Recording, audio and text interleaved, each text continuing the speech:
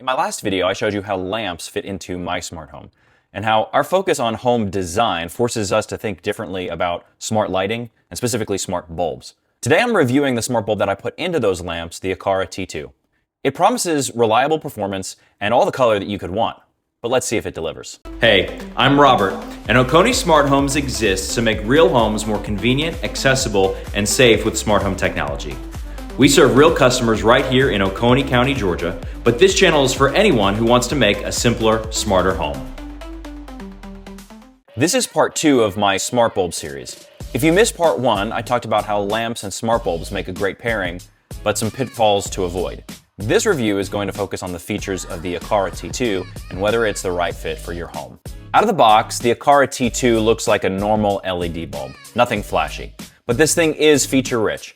Aqara has packed this with support for Matter, using both the Thread and Zigbee protocols, which means it plays nicely with most major smart home platforms without needing any clunky workarounds. And here's what you get. The T2 supports full RGB with a reported 16 million colors. I've not tested all 16 million, and I certainly can't name them, but here are a few that my kindergartner knows. Red, orange, yellow, green, blue, purple. Hey, whatever happened to indigo and violet anyway? Let's see what Siri says. Hey, turn the little lamp indigo.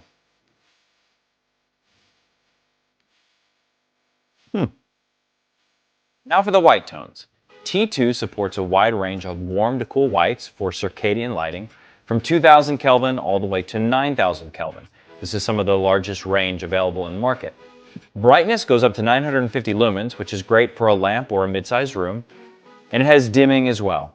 Here's 100%, 50%, 25%, 10%, and 1%. While it supports both Thread and Zigbee, you'll have to choose which one you use. The light bulb runs separate firmware depending on the protocol. Zigbee will require a hub, like the Aqara M3.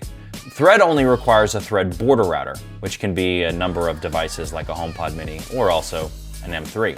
While I like Thread, you tend to get more features when paired to Aqara's hub over Zigbee, like access to adaptive lighting, so I'll stay there for now. These aren't actually my first T2 bulbs. I've had some in use and testing for a while, and I have used them over both Thread and Zigbee, and it works reliably there as well. And finally, device options. The T2 offers both white only and full RGB plus white in an E26 base, which is like your standard US light bulb, as well as a GU10. I have 2 of these in my kitchen hood vent. Pairing was smooth. You ensure the bulb is in pairing mode, and it will indicate this by giving that pulsing or breathing when it comes on to let you know that it's ready. Then you just open the Aqara app, scan the Matter QR code. It will prompt you to choose Thread or Zigbee. I chose Zigbee. Now it's paired to the hub.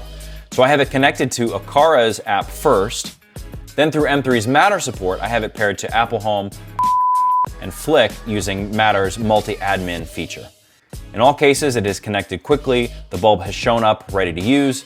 This is one area where Matter really shines. No extra plugins or weird workflows, it just works everywhere that I need it to. So here's what I like. First, the flexibility. You get natural white light that adjusts throughout the day, as well as a full range of colors for lighting up holidays, parties, or just general accent lighting to mix things up. Aqara's app also has lighting scenes where multiple bulbs can work together. Second is the performance. It works reliably with both Thread and Zigbee. It's low latency and responds quickly. And I've never had one go unresponsive, which I can't say about other smart bulbs. We'll actually do a comparison in the next video. The price is competitive. It's going to be less expensive than Hue as a good Zigbee alternative, but it is going to cost you more than some of those bargain Wi-Fi bulbs, which I think you should avoid anyway. And finally, Aqara has been pretty consistent about supporting their products and expanding their portfolio, so I have a lot of confidence in putting these around my home. So where does the Aqara T2 make the most sense?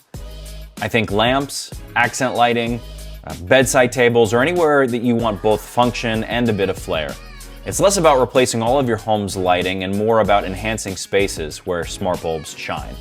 So is the Aqara T2 worth it? If you're building around Matter and are looking for a reliable smart bulb with both white and color options, I think this one strikes the right balance. If you're already in deep with Hue or Nanoleaf, I'm probably not going to convince you to switch, but if you're in the Aqara ecosystem or are a Matter first setup, I think this is a great option for you. This was part 2 of my smart bulb series. If you missed the first video on lamps, you can go and check that out. And the next video is going to be a smart bulb comparison between Aqara, Hue, Nanoleaf, and maybe some others. We'll see where each of them shine and figure out if they deserve a spot in your home. So I hope you'll subscribe and stick around to watch it.